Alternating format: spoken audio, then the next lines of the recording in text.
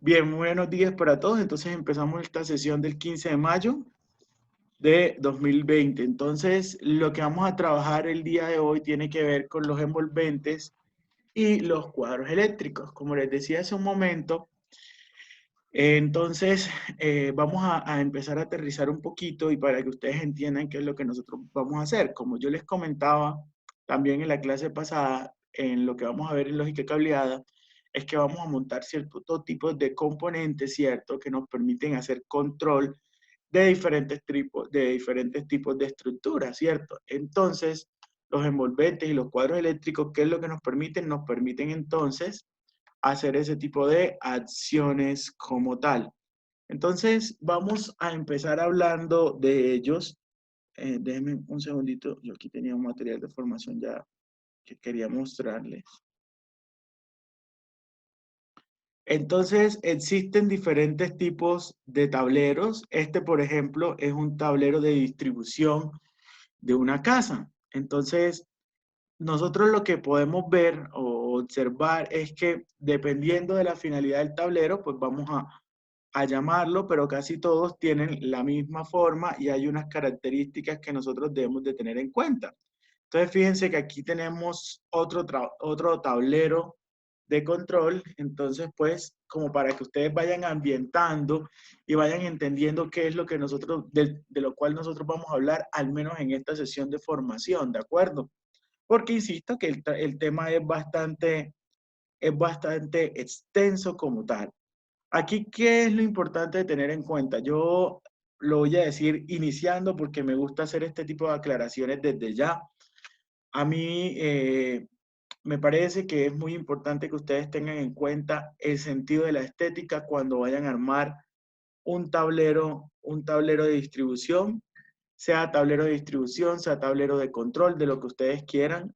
Fíjense que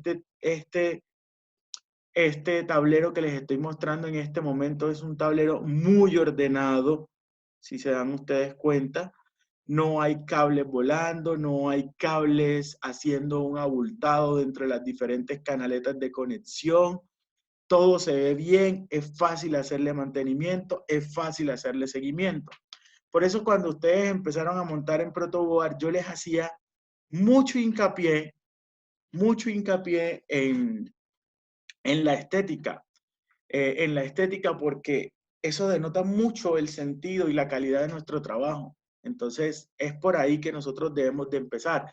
Les cuento una experiencia muy particular. En uno de mis trabajos me tocó montar un tablero de control para varios motores y tenían actuadores, tenían adicionalmente, obviamente, sensores, tenían variadores de velocidad y demás.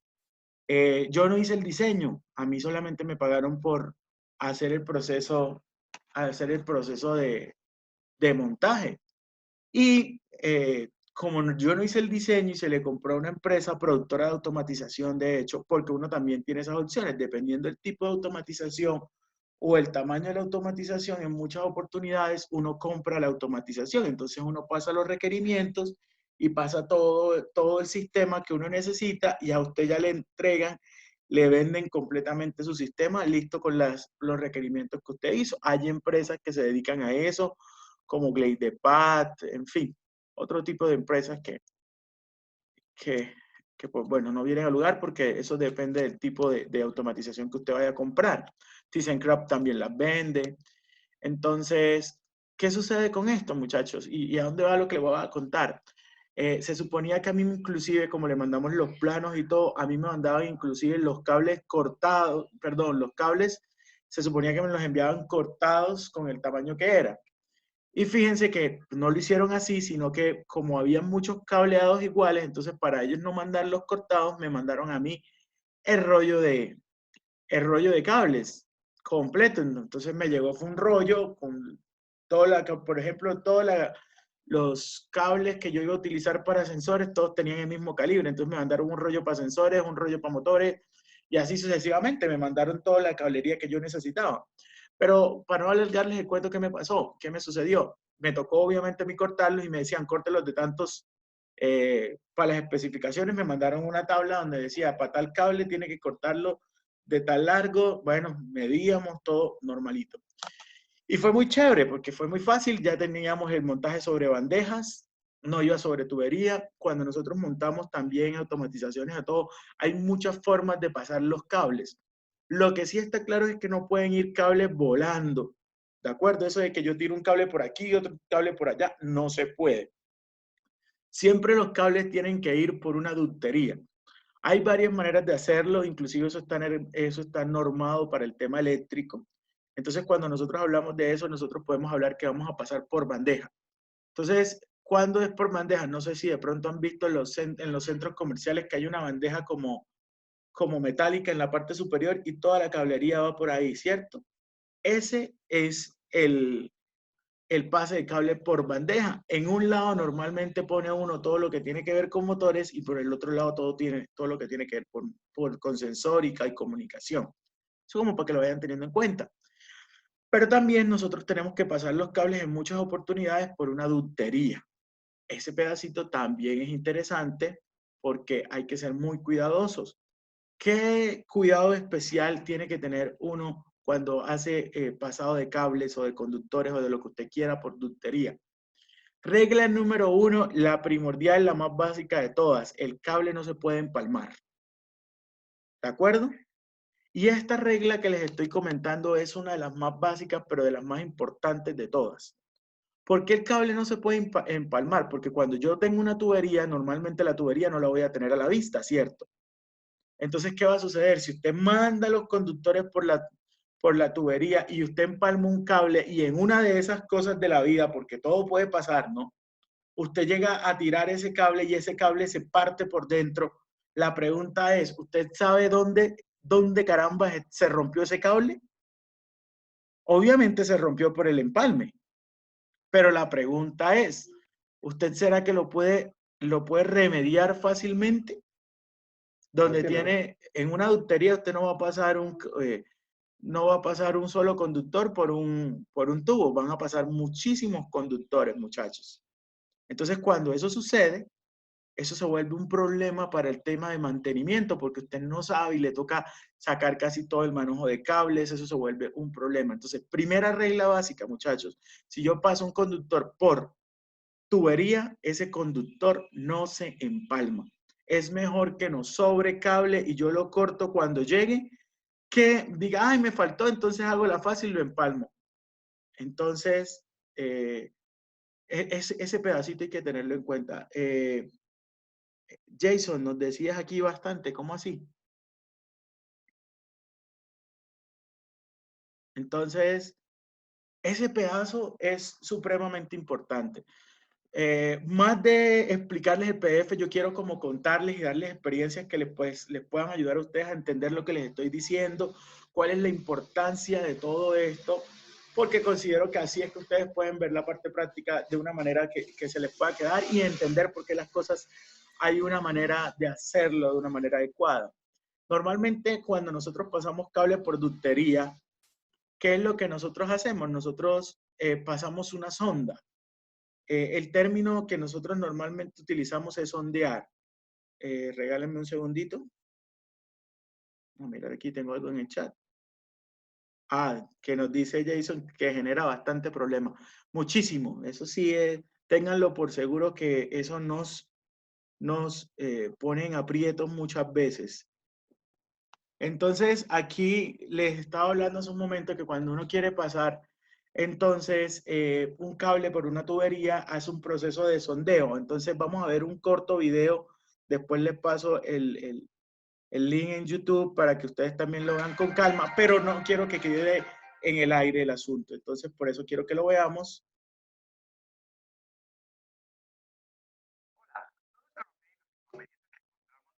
Pasar cables eléctricos por esquinas o cuando los tubos son antiguos y están deteriorados. Para nosotros es primordial obtener las mejores soluciones de mantenimiento y hoy presentamos un producto que cadenas tanto el GED como las formas sacables para la instalación de cables alternativo de mayor calidad que otras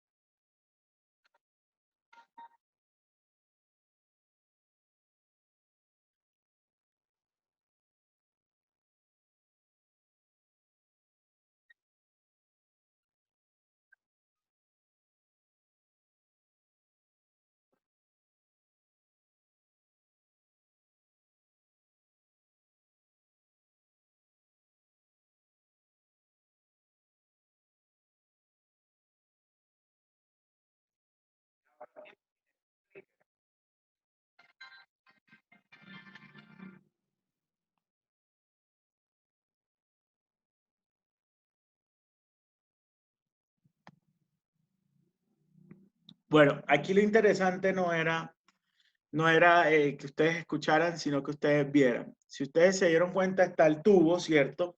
En ese tubo lo primero que yo hago es que voy a pasar la sonda. La sonda básicamente es una wincha, eh, una superficie metálica, y en esa superficie metálica la voy a pasar desde el otro extremo por donde yo quiero, hasta donde yo quiero llegar. Yo paso toda la wincha, obviamente como, o la sonda, yo la conozco como wincha, y fue muy cómico porque ese nombre se me quedó siempre porque cuando yo trabajaba en Chile le dicen es wincha, entonces me acostumbré a decirle wincha, entonces, pero pues es una sonda, ¿no?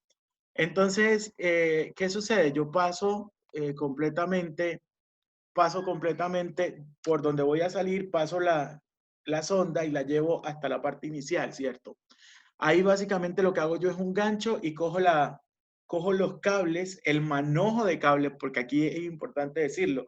Cuando sondeamos pasamos todos los cables al tiempo, no uno primero y otro después. ¿Por qué? Porque como ya el tubo ya se llenó de cables, va a ser mucho más difícil luego pasar un cable. Se puede hacer, sí, pero nos cuesta más. Entonces, el consejo, si uno está desde cero, asegúrese de pasar todos los cables de una vez. Entonces uno lo que hace es amarrar al extremo de esa sonda todos los cables y empieza a tirar desde la parte de atrás.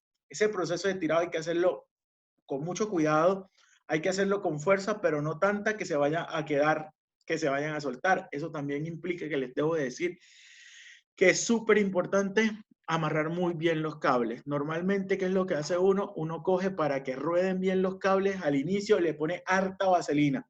O si quieren, o si hay los medios, vieron en el video, hay una espuma y hay una crema que uno le echa. Normalmente se hace con vaselina.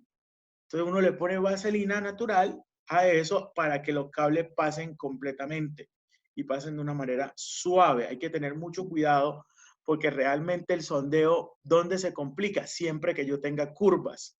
Es decir, el cable puede ir rectecito, pero si yo aquí voy a dar esta vuelta y voy a cambiar la dirección, ahí siempre se va a atascar un poco. Entonces, por eso es importante aplicar la vaselina, hacerlo con mucho cuidado. Ese es el proceso de sondeo.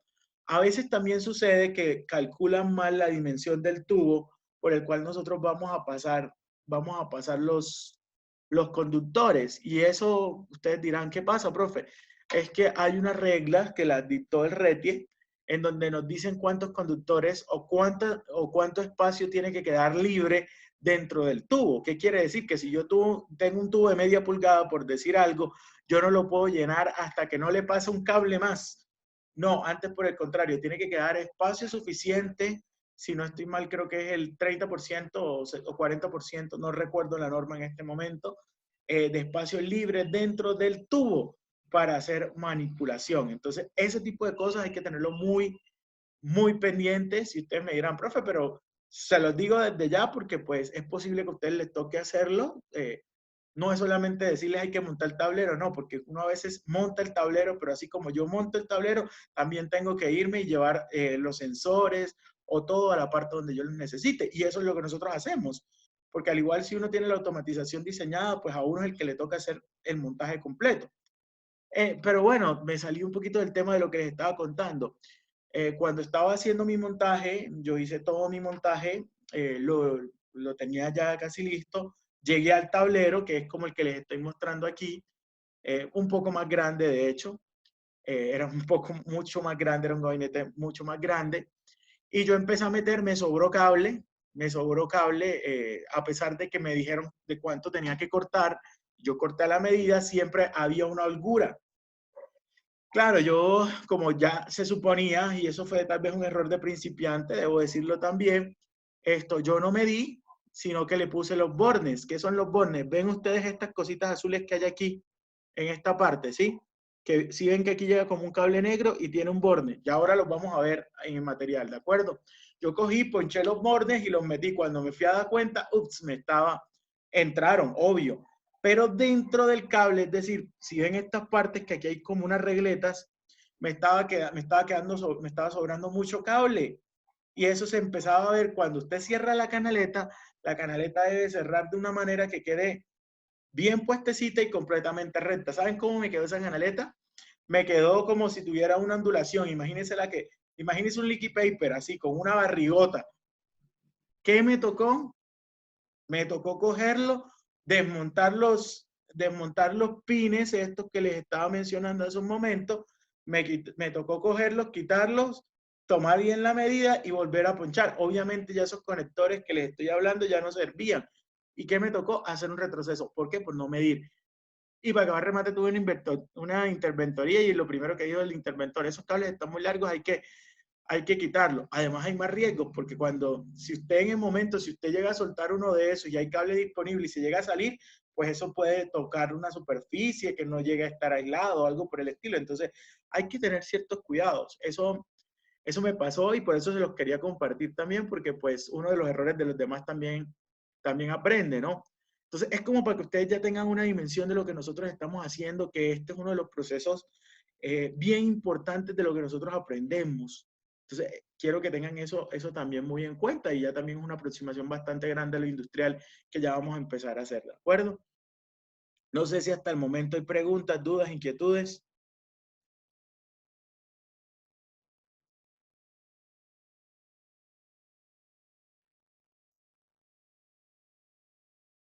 No, profe, por ahora no. En la práctica, ¿dónde? ¿En el SENA o cuando estamos trabajando? En el SENA normalmente no hacemos sondeo, pero sin embargo lo podemos hacer. Ya hay tubo, podemos hacer hasta una simulación de cómo se hace el proceso de sondeo. Es muy fácil, pero pues al igual cuando tú no lo has hecho ninguna vez en la vida, uno no sabe cómo hacerlo bien. Entonces lo podemos simular. Cuando lleguemos, estaré pendiente entonces y hacemos una simulación entonces de esa entrada para que ustedes aprendan a sondar, los que nunca lo han hecho. Como les digo, no tiene pierde, no es nada del otro mundo, pero pues vale la pena que uno lo haga. A veces ese tipo de cosas que uno dice, no, son muy sencillas y uno a veces no se desgasta con eso, a veces eso le complican a uno más la vida de lo que uno cree. No sé qué piensa Jason, que entiendo que él sabe de electricidad y lo ha hecho ya un par de veces. Entonces, sí, efectivamente Jason también coincide conmigo, dice, tiene su ciencia, sí la tiene. Entonces, uno tiene que saber hacerlo y tiene que saber manipularlo. Entonces, es importante, lo hacemos cuando vayamos. Ustedes se dan cuenta que yo siempre trato de darles como los puntos de inflexión que uno tiene y tratar de hacerlo de la mejor manera.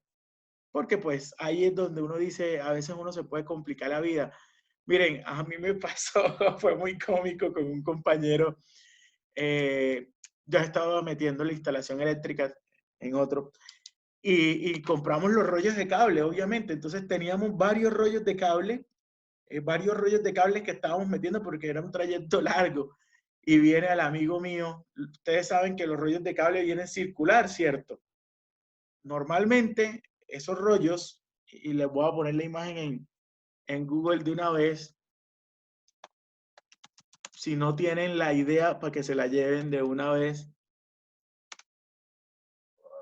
Los rollos de cable vienen así como se los estoy mostrando en este momento.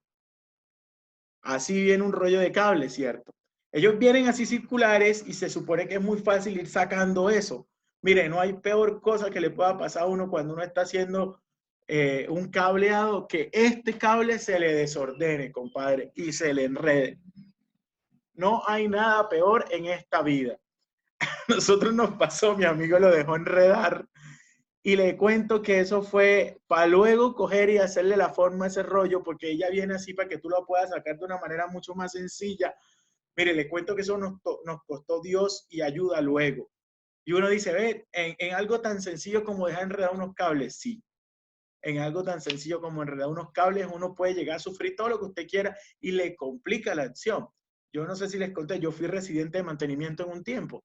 Entonces, no, le pasan a uno cualquier cantidad de cosas, pero pues le toca a uno resolver.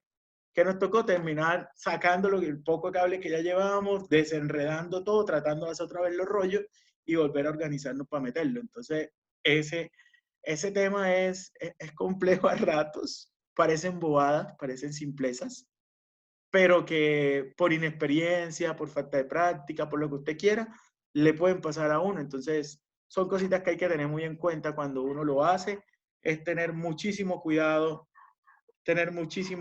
entonces con con lo que uno va haciendo, ¿sí? Como les digo, eso es en el background que uno tiene, en la experiencia que uno lleva, que uno les puede ir contando todo ese tipo de cosas. Bien, entonces, como les decía hace un rato, vamos a revisar entonces qué son los envolventes o los cuadros, ¿de acuerdo? Entonces, lo primero, pues, son gabinetes. Yo no me voy a extender tanto aquí en este tema, pero son gabinetes, son cuadros, ¿cierto? Y esos cuadros se clasifican de diferentes maneras. Normalmente, la primera clasificación es dependiendo del material constructivo. Ese material constructivo puede ser un metálico o un aislante. O hay metálicos que por dentro tienen una superficie aislante. Eso también se consigue. Pero pues en la forma de construcción, si son metálicos, pues son lámina cold roll o dependiendo del estilo. Y pues aislantes si son de poliéster o fibras de vidrio, ¿sí? Entonces, por ejemplo, ¿dónde han visto cuadros de manera aislante? No sé si han visto la caja donde les ponen a ustedes el contador de la luz. Si se dan cuenta, esa es una caja ¿de qué tipo? Eso es una caja de poliéster con fibra de vidrio. Entonces, eso sencillamente es, a pesar de que es un cuadro, porque es un cuadro, ¿no? Entonces, pequeño y todo, pero sigue siendo un cuadro en donde entra una cometida eléctrica. Entonces, funciona. Entonces, ya como para que tengan claro cuál es el aislante y cuál es el metálico. Metálico, no sé si ustedes se acuerdan que en MPS SIN hay unos, hay unos parales en toda la mitad, como para el lado de las mesas donde nosotros ponemos las cosas, no donde ustedes se sientan a tomar la clase, sino hacia el otro lado. Si se dieron cuenta, hay como unos parales que tienen unos cuadros eléctricos ahí, ¿cierto? Esos son los metálicos. Entonces, hay diferentes tipos dependiendo su función y cuáles son los monomodulares, que son estos, cuando yo solamente voy a poner una sola unidad, o cuando yo tengo multimodulares, que tengo varios cuadros que en últimas hasta los puedo ir pegando uno tras otro. Entonces, dependiendo del tipo, pues eso más es como forma, ¿no? Enchufables cuando son por bases, que yo puedo sacar una parte completa, entonces, que son extraíbles, como si yo pudiera sacar una casetera, por así decirlo.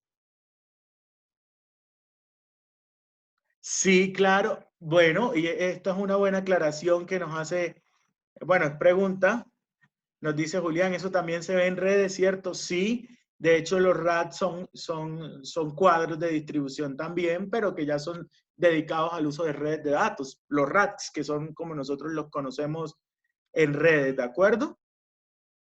Los eléctricos, por ejemplo, son los que tienen que ver de distribución. Entonces, cuando nosotros hablamos de cuadros de distribución, es cuando yo tengo, por ejemplo, un cuadro general y de ahí salgo a otros cuadros o hago una distribución de la red. ¿Dónde sucede esto? Por ejemplo, cuando yo tengo edificios. Cuando yo tengo edificios, tengo mi cuadro de distribución, tengo una central donde entra todo y ahí empiezo a sacar a cuadros auxiliares o dependiendo a cada uno de los circuitos que yo vaya a sacar. Pueden ser circuitos eléctricos, circuitos de control, en fin, dependiendo de lo que haya.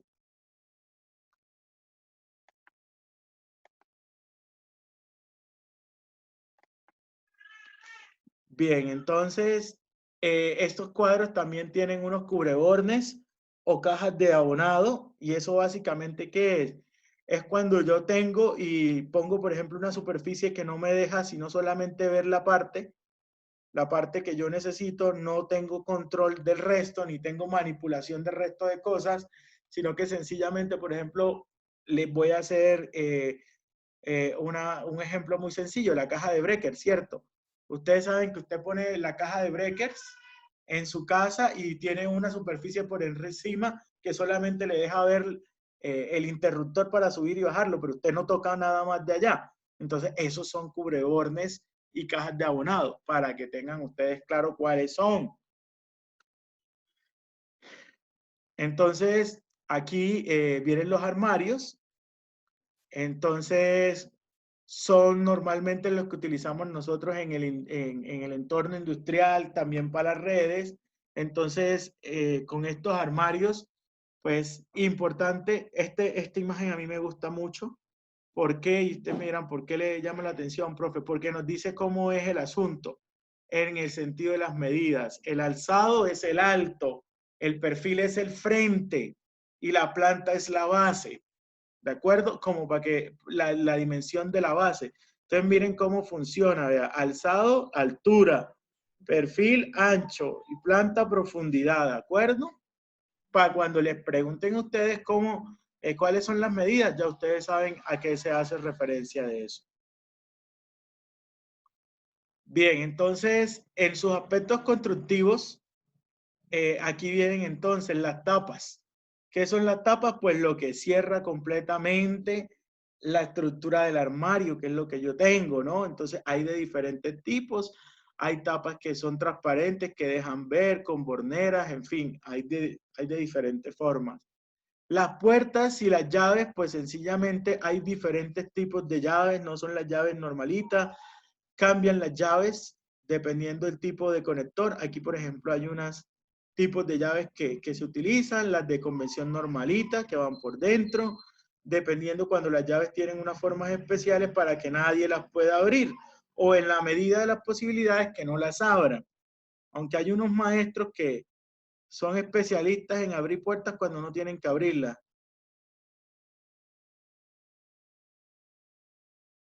Bueno, hablando entonces de lo que va por dentro, en lo que va por dentro entonces tenemos los chasis. Entonces, esto es lo que va por dentro del tablero, ¿de acuerdo? ¿Y para qué sirven los chasis? Es la parte pues metálica del tablero donde se fija todos los aparatos eléctricos, ¿de acuerdo?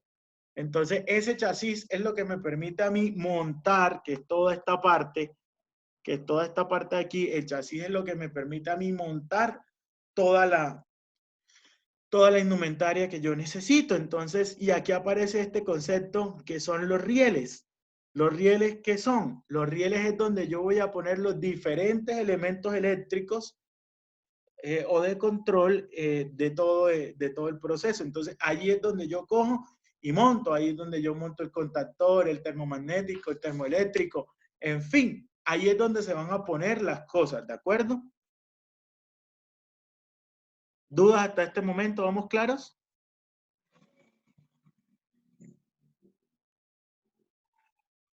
Bien, bien, señor. Entonces, ok, perfecto. Bueno, ya la sesión se va a agotar, entonces voy a cerrar esta y abrimos otra, ¿de acuerdo? Ok, Entonces con el mismo link vamos entrando. Ya la voy a cerrar y los espero nuevamente.